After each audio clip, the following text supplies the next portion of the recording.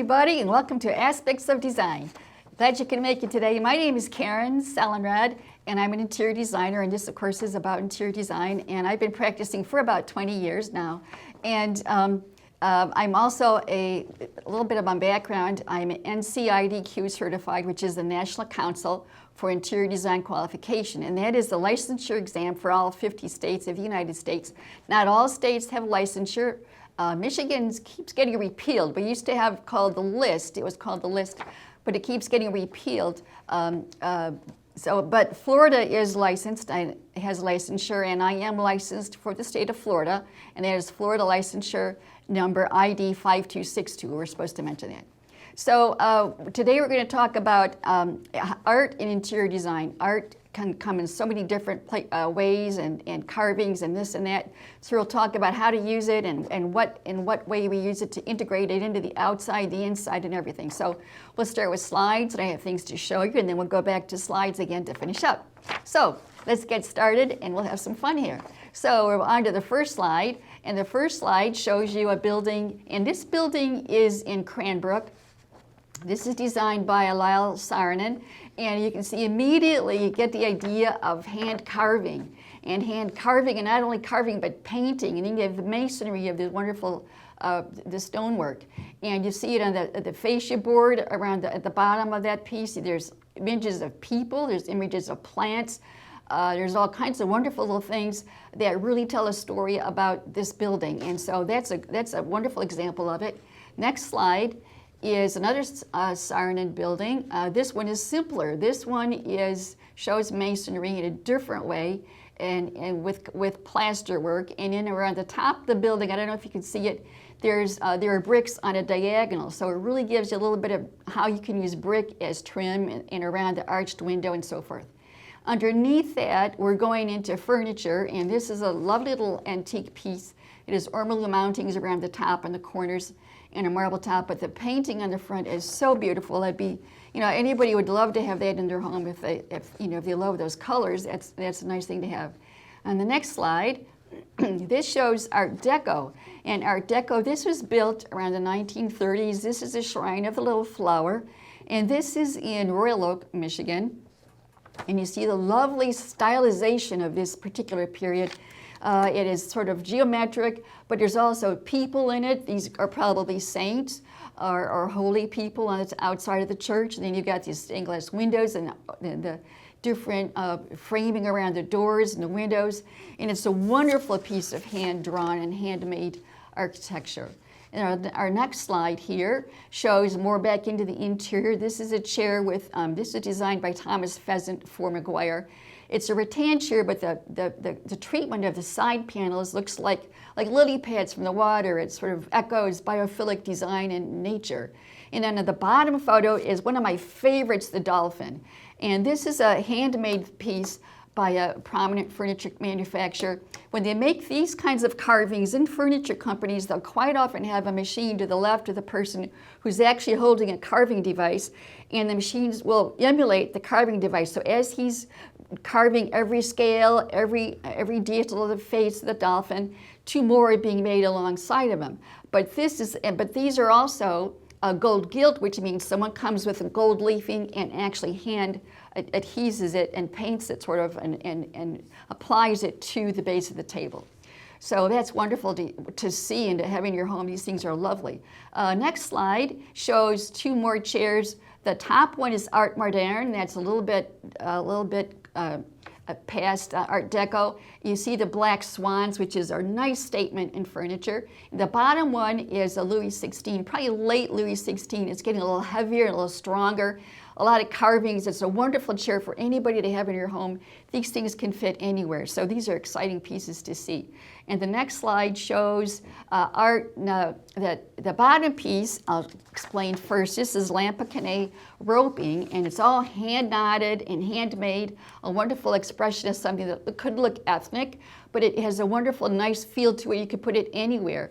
The art above that is by Johann Salenrad. He is from New York. He used to be with his school, the New York School of Art and Design. He redid their arts curriculum, and he does all kinds of wonderful paintings that are fast and have emotion in them and have lots of color on the brush. So those are inspiring things to have in your home.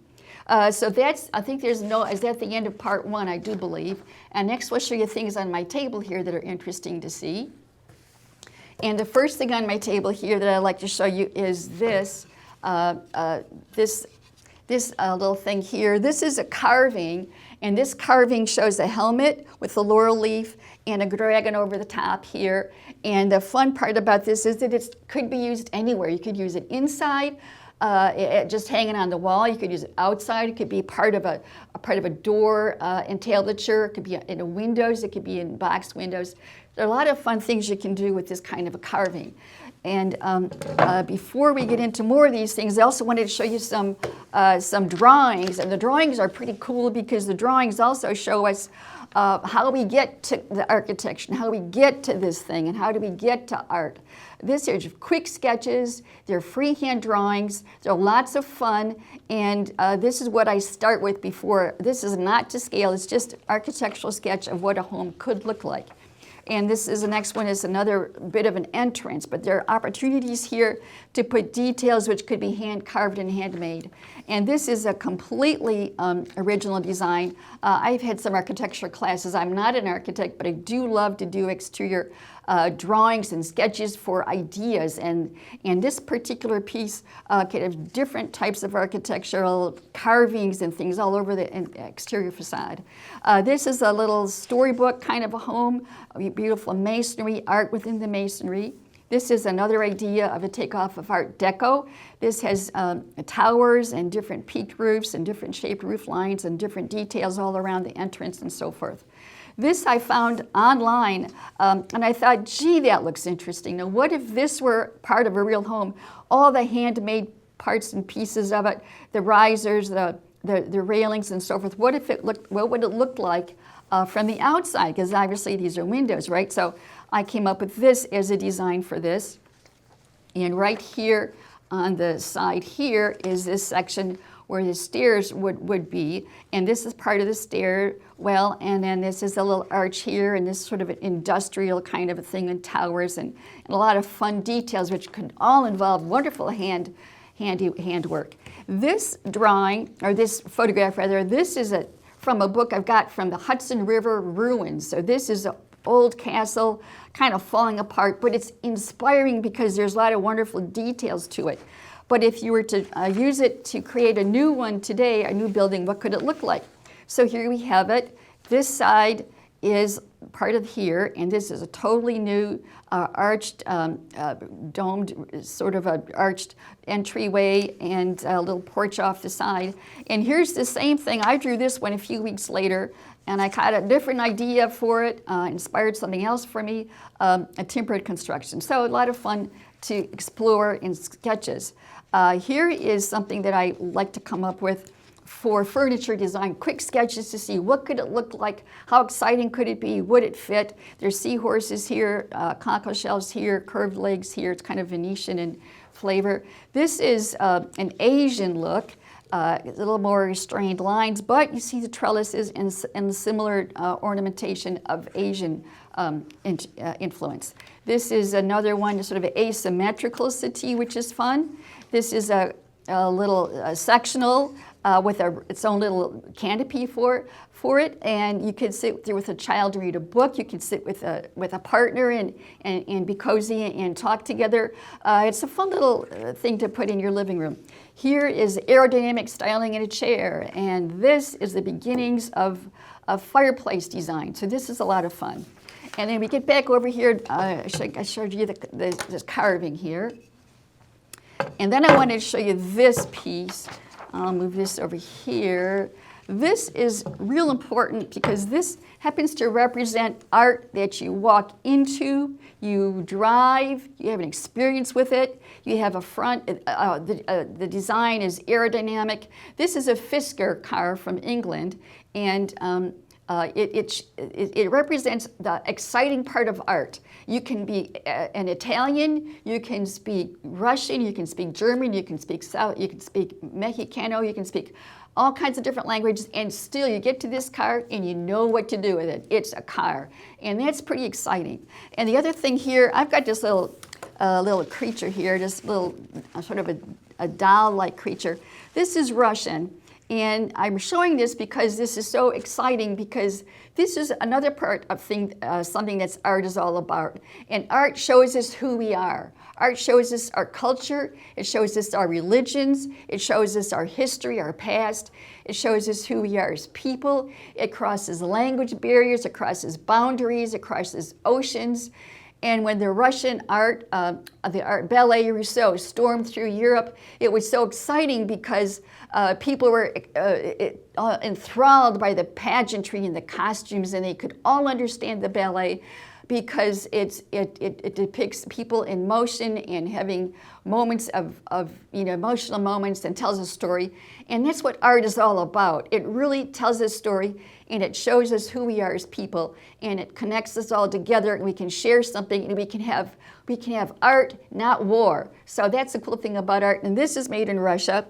It says made in Russia. This is one of these things that comes apart, and it comes apart, and then you got the next one, and then you got the next one, and then you got the next one. And in reality, when you get these things, there's probably a little special thing inside. I didn't put anything special in this one, but this is how it comes. It's wonderful little pieces of Russian art. And then I've got, this is another carved art. This is actually a resin, but somebody had to carve the whole little capital here. It could be on pilasters, it could be around a door, it could be around windows, it could be all kinds of parts of a home or someplace. But you know, people have to carve these things, and it gives us something that's unique to our home. And that's what, you know, these hand artisan things are all about. And they're saying, you know, if we don't use artisan made, we're going to lose it. And we don't want to lose things like that. People are important, and these are God-given gifts, and we don't want to lose these things. This is a wonderful little box. It's all in inlaid wood. Someone had to draw it, and they had to cut out all the little pieces and parts of all these different species of wood. And what is it? It's a music box inside. So that's lots of fun. And then I got more things for you. Hold on, I got more things for you. I've got, this is bamboo. This actually is a little piece of tongue and groove flooring, but it could be used as furniture. This is curly maple, could be used for furniture. This is, I had this made for a client, and it's sapelli mahogany, but you see the fire inside the wood. It's a lovely piece of wood that has a unique patina to it. In a furniture manufacturing plant, when they make these things, they'll sand it, they'll put the finish on, the color, and they'll sand it some more. There could be 26, 27, 28 steps in fine furniture, so you can get to the point where you get this lovely wood finish, which has a satiny, smooth coating to it, or tactile sense to it, and there's a fire in the wood, and you see the depth of the finish, and that's what makes it beautiful. These are also different pieces of veneers. This one happens to be quilted maple. This is European oak burl. Here's another pieces of it, European oak burl. This one happens to be curly maple again. Isn't that wonderful? You see it right away before it's even finished. These all come from flitch, which come from one tree. These are individual, of course, veneer pieces from different trees. And these are fun, you know, when you make the furniture out of these, you do cross banding and put these on the top, and there's a lot of expertise involved, and then, of course, your fine finishes. This is Santos rosewood. This is Indian rosewood. And this one is curly cherry. Isn't that fun? And this last one here is curly sycamore, which you see the lovely movement in the wood before anything is even applied to the finish of it. So these are all fun things to be aware of when you're looking at wood furniture. I know nowadays we have this simplified wood, but it's nice to see what could be special, because these things are handmade, and they are special because someone puts a lot of work into them. and it's nice to be able to appreciate it when you see it. So that's this part of our talk. Next, we're going to go to finish up with some more slides, and I've got some drawings for you. And this is our slides again, and what you see on the screen now is an elevation of a wall. And these are classic design school drawings. This is 2 scale. This shows the palmetto frieze around the top. It shows different panels where we did rag rolling, and then below we did grass cloth, and we have a nice big chair rail. So what does it look when it's done? The next slide shows you, and this is how it looks when it's done. And this is the client's furniture, but we did pillows to bring out the colors. And we have a column that we added with Scaglione on the column, and it's full Marlborough, so it has this wonderful patina to it and aged look to it. Next slide shows hand drawings, again, of mine. This is a TV cabinet, and the next one next to it is for games and for photo albums and other sundry items that someone might need. The next slide shows the actual finished pieces in the room. And the next one we've got going on here is a wall window draperies. Draperies are always handmade. These draperies, I draw them so they can be all custom made. This is the actual elevation to scale. This is probably a 1-inch scale. 1 inch equals 1 foot.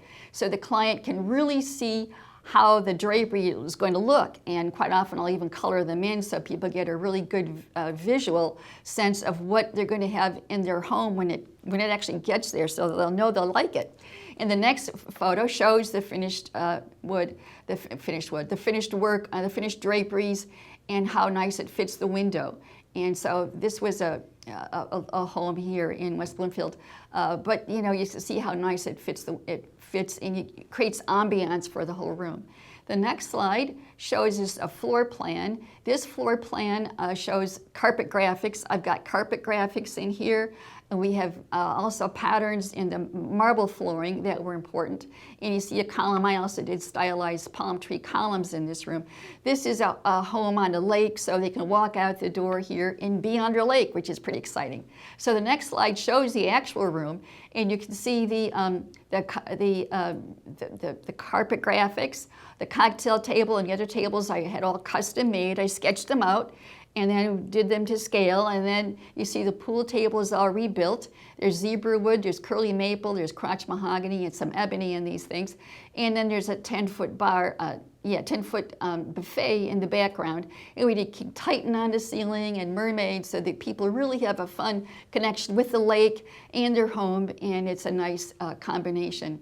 The next slide shows a bedroom set. This bedroom set, this gal needed extra storage for her bedroom because the closets were it was a steep ceilings in the closet, and it was a converted cottage.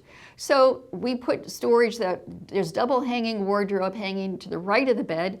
To the left of the bed is shelves and some other things, and the upholstery bed was custom made. And of course, all the bedding and all the things to go with it were custom made. And then the next slide shows you the actual bedroom set, as it's all made for this client, and we have the custom-made chair that was made just for her. This chair has a small footprint, but it's a little higher back so she can watch TV and sit a little back and be comfortable watching television or her favorite programs and such. And of course, we have balloon shades in the window, which are also, they also keep the window warmer in winter or the room because it's lined, and it's a bit of a nice thermal element to the room, which is also decorative. And so then the next slide shows the other side of the room. This was a fireplace, and we redid all the tiles in the fireplace. I redesigned the whole wall, really. It wasn't meeting code exactly. You should have at least 8 inches around all 4 sides of the fireplace. And this is in a bit of a corner. So then we added the wood cabinets so that we have some display area for things, and then places to store blankets or pillows or something. So when you see the next slide, you see the whole thing finished, and you see the different wood, the different tile pieces, and you see the woodworking and all the finish. We have a color on the wood. I was hoping to come up with something that's a little bit more of a down-to-earth natural thing, because this home is on a lake, and it's so nice to have a wood finish with color. So this has a tinge of green in the finish instead of aqua greens, but you see right into the wood with this way, and and the plaque over the fireplace, I don't know if you can zero in on that or not. This is a David Ellison piece of art. So we've got art embedded into this tile that's at the fireplace, and these little triangle mosaic pieces under the arches. So this is kind of a lot of little details for this room, but it was a lot of fun. And we had grass cloth wallpaper here as well. The next slide shows us a valance for a room. This is a valance. The materials were taken from the bedding, and it shows you how the shape of it is, and it's sort of asymmetrical, and part of it even goes off the actual upholstered cornice. Underneath it, we had woven wood blinds. The woven wood blinds are, go up and down, of course. And then you can see the whole lake. There's not a lakeside home. I seem to get lakeside homes. And I got a lot of them. And then this is, the next slide shows you the whole finished bedroom set. This is a bed that we custom made. The client likes something a little bit more whimsical, so it kind of gave it a little askew look, like it fell off the top of the Empire State Building or something kind of, that's not very funny. But on the other hand, it kind of gives it this funny little look to it, but it's strong. It's all wrought iron. It has an upholstered headboard so you can read in bed. It has all the same upholstery colors as the upholstered valance. We took all the colors from the Hatchley rug. We found that first, and then we created all the color scheme for the room. And then there's this nice light column, light post by the window. We've got one on each side. So it gets a little bit more of a real personalized feel for this room, and the client can really enjoy living in it, and it's useful, and he loves, they love the materials and so forth. And I think that might be the end of our slides. I think we're wrapping it up here. And that's probably the end of the slides. What we've got going on here next is just wrapping up the whole show here. So that's kind of where we are right now. I hope you enjoyed our show today. We showed you a lot of things about handmade things that are inside the house, outside the house, and then hand drawings for inspiration and hand drawings for accuracy of actually creating and building something so that the client knows what they're getting, and so that the person making it knows what they're supposed to do and knows what the requirements are. So that's the important thing about art and interior design. And so that wraps up our show for today. So I hope you enjoyed it. And the next time we're going to talk about why do plain old, let's have inspiration. So that's the subject of our next show. So I want to thank you again for coming today. This has been Aspects of Interior Design, or Aspects of Design. My name is Karen Salenrod, and so I hope you enjoyed our show. And thank you for coming, and have a great afternoon. Thank you.